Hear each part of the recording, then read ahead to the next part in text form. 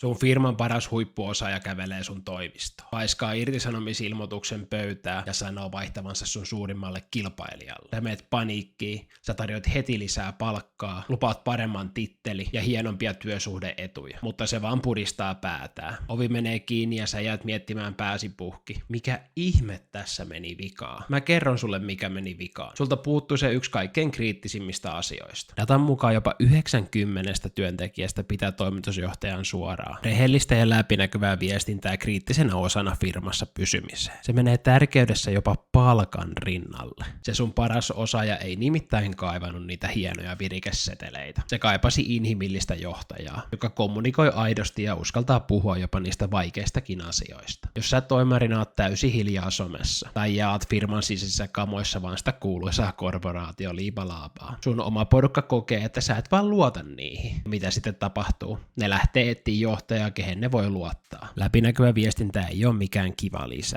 vaan se on yksi sun tärkeimpiä vakuutuksia siitä, että sun parhaat huippuosaajat ei kävele ovesta ulos. Jätääkö sun oma henkilöstö tällä hetkellä oikeasti? Mitä johtajana sä ajattelet, vai saako ne sulta pelkkää radiohiljaisuutta?